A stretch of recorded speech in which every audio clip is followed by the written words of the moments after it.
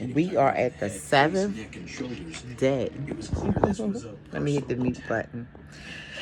I got off work tonight, and the Jamaican lady I always hang with, Pierre, she called me right before I got off work, like, Ken, you'll come up to 4,000. So I flew straight there. She's like, come in your work uniform. Everyone in here is in their work uniform. And, and I was like, damn, it's Wednesday. She's not normally hanging out like this, Thursday, Friday. Because she's worked. She's been at her city job 15 years. And remember when I was working there? That's how I met her, right? And her daughter's baby father got killed. Yes, here in Baltimore. And I have 3 death certificates, so I know all too kind how that shit feels. I'm going to do a video about that because that's how you know spiritually when it comes down to generational curses and stuff like that. I always felt like the things I went through in my life were something that my grandmother did or something that my mother did, because there's no way. A lot of people know me in the city, and I ain't got no reputation for taking nobody off, lying on somebody, putting them in fucked up predicaments, fighting their mothers and things like that. So it's like, yo, how the fuck all this shit happened the way it did? And I just chalked it up as a curse. To lose Chauncey father, and that was my very first tattoo. The first one was a small butterfly, and then I got Park Heights and Quantico on my arm. And I was with him from 15 years old before I went to jail. And when I got home from jail, I got pregnant with Chauncey. And he got killed when Chauncey was 5 months. Yeah. And then Corey died, in 2008? And their funerals, one died March the 17th. Their funerals was a day apart. We'll just put it like that. Corey's body was in D.C. because he was in a car crash. I hadn't talked to him or spoke to him in about 4 years prior to that. Since my daughter was 1, because she was almost 5 when she went to the funeral. That Bubba took her to. That's how real I keep it. And moving forward, Big Charlie, his own peoples put him together on that. Y'all know what it is. Just like the Diddy shit. I knew his family had something to do with it. His cousin, how he was making all these rap songs and singing about him and all this other shit. And I'm like, that's something too sketchy, because y'all wasn't even this close like that before he passed. Yeah. No, Candy, it's because you know how that shit went down with little Charlie. He went into and then they went Nah, nigga. Not the way you making rap music and stuff like that and trying to take over the clothing line that my son bought. But that's a whole nother story for a whole nother day. But I was just like, damn. And I remember when I went to Vital Records to get all 3 death certificates, the lady said, ma'am, can I come and hug you? Because people won't believe me when I tell them, yo, a lady came and picked up 3 death certificates. And you only get the death certificates if the father signed your child's birth certificate. And Corey Freeman, Courtney Freeman, Clarence Temple, Charles Jeffries.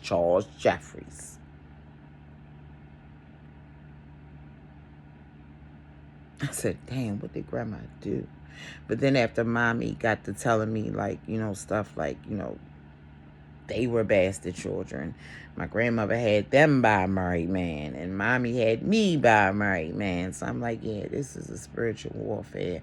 A generational curse have been put upon me, and I have literally paid for the sins of y'all. I'm doing my genealogy this year. Yeah. As well as amongst other things. And I'm doing it this month. I wrote it in my book, and I just want to know. I want to know more. I also want to give y'all a video that I'm so scared to unpack, but my father signed my birth certificate. He was in the military, and all I need to do is show up at the VA administration and with my birth certificate and my ID, and they'll give me as much information on my dad as possible. That's gonna hurt.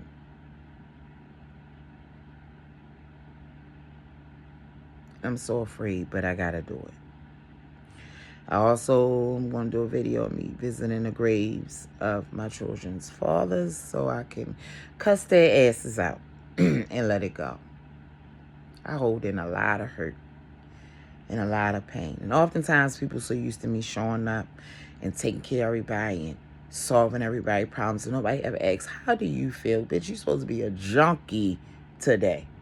You're supposed to be a crackhead getting high with all this other shit, and you're not. You're certified phlebotomist, med tech, CPR, first aid, 23 years of doing security.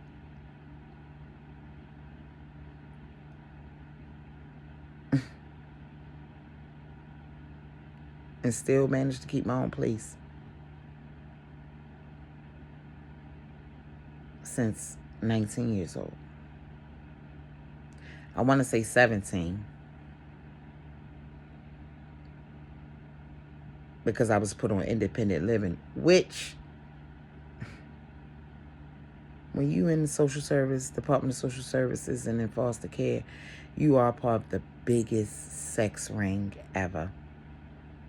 They put you in independent living. Yeah, so them judges and all of them can keep seeing you, fucking you, and all of that other stuff. Introducing you into a lifestyle, right?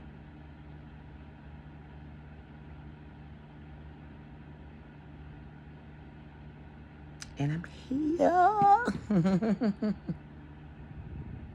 That's why I don't believe in that shit where hurt people, man. Because I ain't do my daughter like that. I ain't do my kids like that. I did everything I could not for them to go in foster care.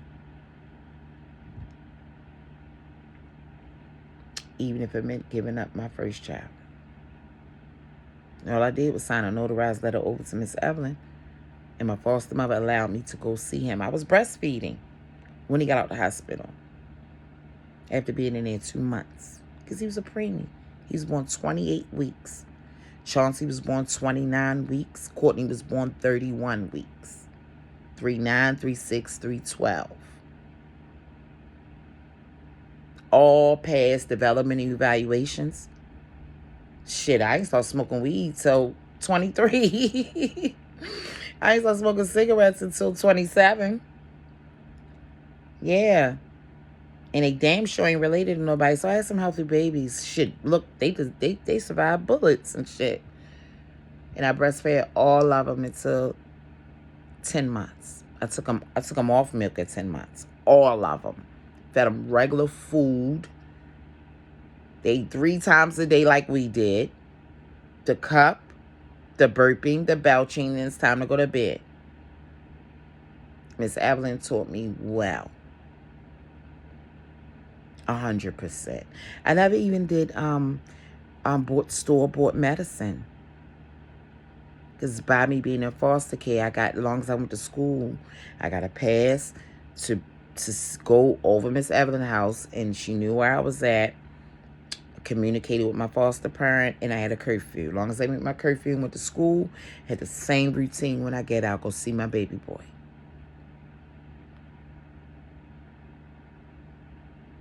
I've been through a lot. And I'll never understand how somebody could be jealous of their own child.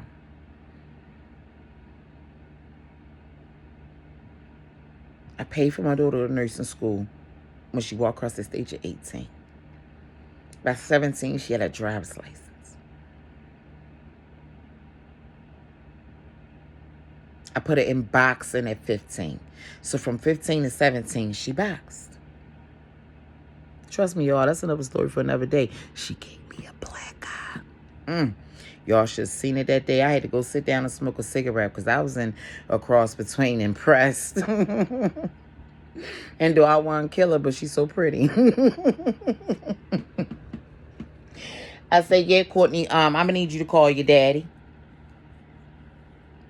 And yeah. Tell me he got 10 minutes to get here. And she was more hurt that she hit me. But it was her reflexes. But yeah, I got a black eye that day. I popped up with the hanger like, where you at? Pop. Some said, shh. My baby swung me around. Book, book. Courtney packing stuff. I had to go outside and smoke a cigarette. Bubba come get her. I'm going to kill her. I looked at how Cat was outside like, vroom, vroom, and she was dragging her baby. Mommy, I'm sorry. I didn't mean to hit you. But at this time, Charlie fighting for his life in the hospital. This was all within the first 4 days of when he got shot in the head. So you can only imagine what was going on. I didn't want to kill a baby girl over misplaced anger, but I was impressed that she knocked the shit out of me. She set me down. I couldn't fight no more. I got done crying at the hospital, just got there, worrying about where the fuck she was at. Because they kidnapping and killing mothers and daughters and shit in houses and stuff at this time that all this going on. And when I popped my baby swung me around. Woo, she swept the living room floor with my ass. Yeah, she did. I had a black eye. I was in the hospital crying that next day with a black eye. And my girlfriend's in the hospital like, where's Courtney? I want to fuck her up. I'm like, yo, she did not mean it because my mommy would never do nothing like this. Maybe I was wrong how I was like, where were you at? Courtney! And I popped her with the hanger. Whipped my ass around real quick. Yeah. I was impressed. My New Year's with her was blissful because, like, New Year's Day, we met up at Texas Roadhouse. We ate. I got her some things she need. We went over in White Marsh. We went shopping. We went in Macy's. Did some makeup coloring and shoes buying. And it was hard to tell her no, y'all, because, like it's so crazy because at the same time I'm buying her shoes, she like, Ma, I like them boots you got on. Whatever color you want. I'm about to get online and order them. And I said, Mommy, no. This is a late Christmas gift. This is me and you. The boots I got on is fine. I will get another pair soon. And we really had a good time. It's me and her. I told her I want us to start doing that like once a month. And like even now, I just made her primary care doctor appointment. She's no longer pediatric. Just made a chemical peel appointment, which I'm paying for out of pocket because the insurance don't cover. And now she's on MedCert because now she want to further her career. And I want to help her with that too. And I get what my therapist said. I always operated and did so much for my children, trying to be the opposite of my mother. But now I really get it. Like, I was rewarding them boys for punishment. They still had everything they needed, regardless of what they did, while she slipped through the cracks, getting what she need, but not having a woman, her mother, present. I was active. I wasn't present. Saw her every day, but I wasn't present. And see, the difference between my mother and her and me is I allowed her to say what she had to say to me with respect. Keep in mind, I never got into an altercation with her over nobody, no teacher, no staff, no neighborhood people, or none of that, because she ain't that type. She has a father, her nana, her papa, a group of uncles, and everybody. So she knows how it feels to be loved by a man.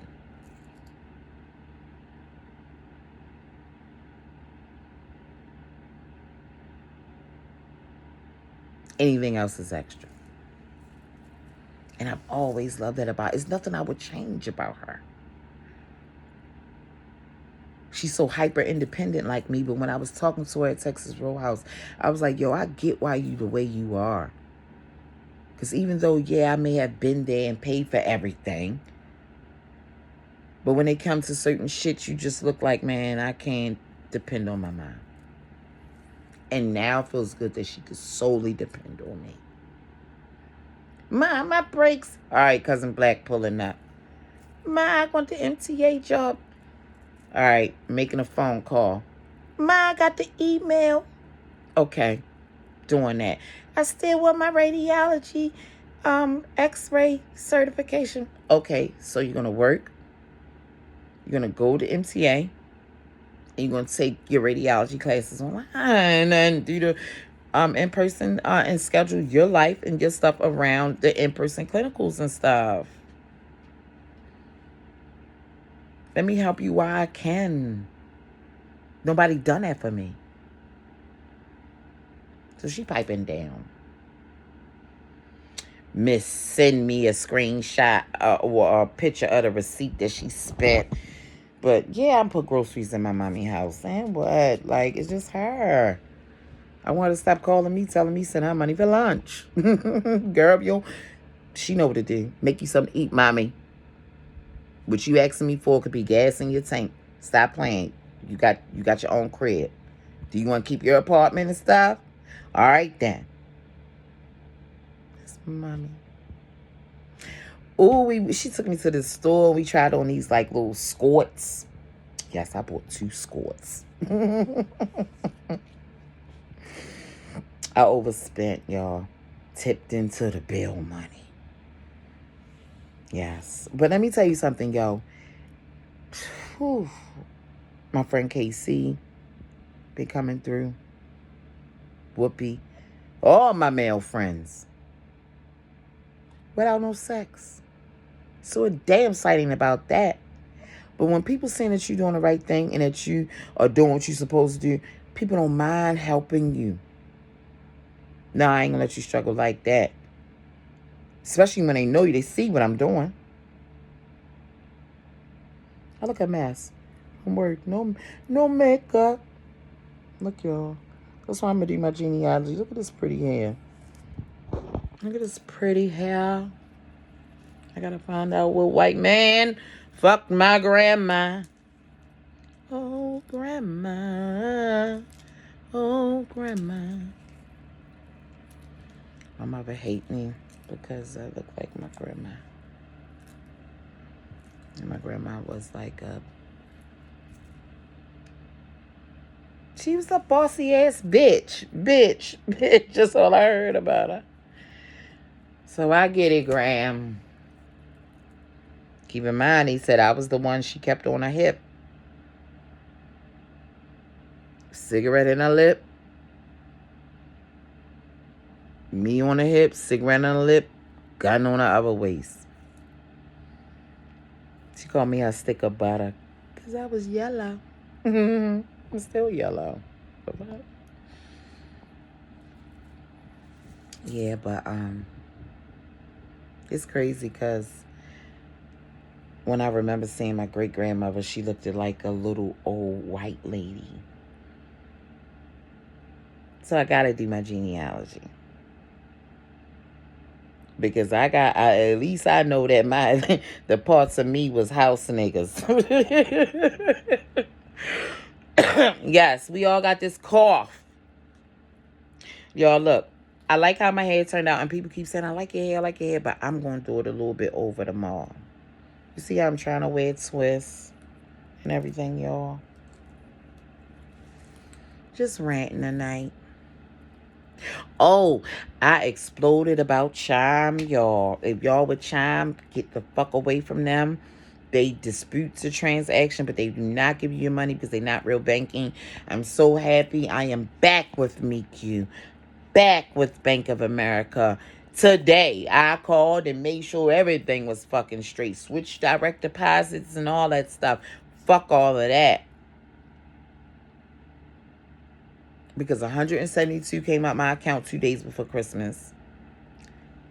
Still managed to make sure Chum had my half of his band. Mind you, Chum got $1,000 for Christmas.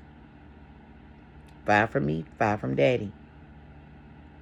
And outfits from me, outfits from Daddy. And we just had recently while I was on the phone paying my BG&E transactions was coming out. Yo, I hung up and called Chime screaming and crying because the merchants that were coming out were merchants that I called them about around Christmas Eve, right before Christmas, a day before Christmas Eve. It was 2 days before Christmas. And they said they were going to block those merchants. Oh, it do look cute. Man, it do look cute. I see why they like it. I'm still going to do it over at the top, y'all. Because they look like dreads. Yes. I can't do the wigs. Now, don't get me wrong. Some of the wigs be looking hot. And it is what it is. And I did buy me a little natural wig where y'all wouldn't even know it was a wig. But that's for a rainy day. That's like if I'm taking my hair out in between time and I got to make it to work and stuff like that. Yeah, that's a wig moment. Okay, because I still got to go in and get my money. But other than that, y'all, New Year's was good. Other than my explosive shit with Chime the other day. I'm officially out of debt. And now it's time to accumulate good debt. Because I got plans. And I don't even want to speak about my plans. I already know what I want to do. And it's just time for execution mode. Happy New Year's, y'all. We made it into the 7th. God bless everybody. And listen, open your eyes. It's okay to cut some family members off, even if it's your blood. That is a form of self-love and self-care. Don't fight about nothing that does not do anything for you mentally, physically, and spiritually. Don't be around nobody that take you out your character. And if it ain't about the money, don't let them call you up. Don't get involved, especially when it's about yours. It's okay to lie and say I ain't got it, because motherfuckers will find a way without you. It's surprising you won't hear from the motherfuckers no more. The first and last time I seen one of my last homegirls, she got $30 out of me and a babysitter. I ain't seen the bitch since. But again, when people hurt you and owe you or whatever, that's ultimately the same vice that keeps them away from you. They can't face you. They can't face you. People can be anybody they want to somebody they don't know, but they know what they done to you. So from here on out, whether anyone has taken from y'all or has hurt y'all, something like that, you'll fall back. Don't pay a motherfucker back. I never do. I never do. I got a homegirl that cut me off, and the bitch won't even let me in her fucking house, but she has been in my house and washed clothes and all that type of shit. My house is a mess. My house is a mess. Let's sit over here. Like, we got to sit 2 houses down from her house. And once I saw seeing how she was moving like that, I was like, oh, this is a one-sided friendship. It's a one-sided friendship. And the same thing she was complaining about with her daughter. It's like, yo, this lady is a grown woman not cheating on nobody. She can fuck whoever she wants to fuck. Why do you care? And subconsciously allow me to know that, yo, I'm being friends with somebody, because she's about my mother's age. So I'm being friends with somebody who subconsciously is like my mother. And look at how I got in that last situationship. Subconsciously, I'm dealing with somebody that's just like my son. The difference is he was shot in the head and he's 10 years younger than the motherfucker. Oh, speaking of which, I got off work the other day. A note was in my door. The trainer, Irv. I ain't call him back that day because I learned that you don't want to be too available for men. So I called him the next day. I said, what's up, Irv? Y'all broke up? Y'all heard what I said in the last video. After about 3 to 6 months with Irv, you realize this man is emotionally unavailable. A mama's boy. Mind you, he lives downstairs from the ex-mama's boy. But Irv been my friend since Chum was 2 months. Yo, I just want to talk to you. Yo, I mean, I hate to say you was right. Irv. Women, you are a good time. You a good trip, a good time back to your mom's. And if a woman want more than that, she needs to know that she ain't gonna get it out of you. It's gonna be a little drama and chaos, and you're gonna be good because you're gonna be able to go back to mommy's. I mean, Irv's still cool. We talked and everything, and he want to take me out tomorrow, and he showed me his itinerary for Vegas. He want to take me to Vegas next month with him. He was like, I'm gonna be there 7 days, so come up there for a couple days, about 3-4 days with me. This, that, and third. Yeah, what's going on, Irv? It looked like you butt hurt about the last breakup. Nigga, we both off Thursday. Meet me at the gym. Meet me at the gym. Shit. Because I know better. Sometimes don't trip off when people with other people. Like, especially when you know who they are. It's not going to go anywhere. It's just fun right now. Maybe she's going through something. And oftentimes when we hook up with people, it's on the brink of us going through something. It looked like he need to heal past the last girl. And I ain't gonna be nobody's stepping stone. If you don't want me, then just leave me alone.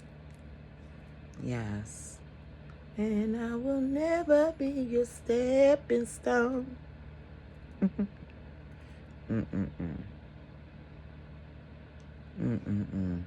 Adele. That's who sang that song, Stepping Stone. Nah. The thrill is gone. I remember I used to want Herb. I used to crave Herb after I had my baby. Ooh. But I know he is now. I know who he is now. Oh, ooh, he gave me some tea on the ex and his mother. He said that lady, he didn't tell me nothing I already knew. He said, Candy, she's a mean-spirited person. The things that she say in the building, the things that she do. But you gotta think, when a woman is short, nubby, and unattractive and all that other shit, ain't nobody busting her down. Her son is her husband. She gonna loan him out to you for a little bit, a LOR bit. But,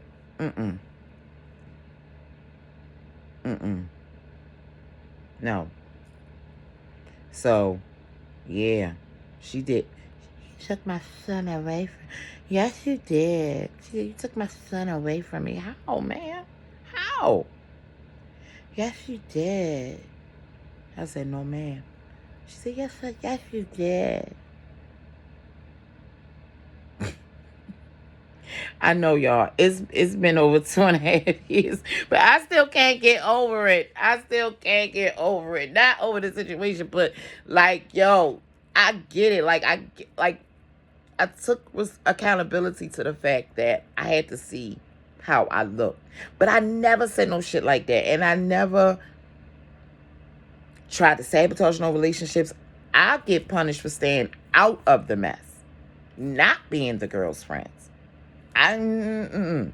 But I showed up and pulled up a lot of times to pick up Charlie and all this other shit. Even though the girls came right here and picked him right back up, or right back at all the houses and pick him right back up.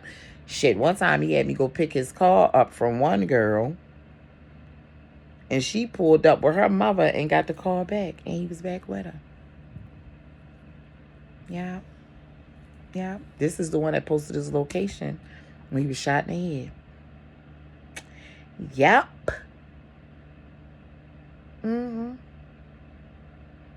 Yeah. Stupid. Tony Braxton song. Lord knows you never really loved me. And you never gave me a reason to say. Yeah. Why I feel so stupid.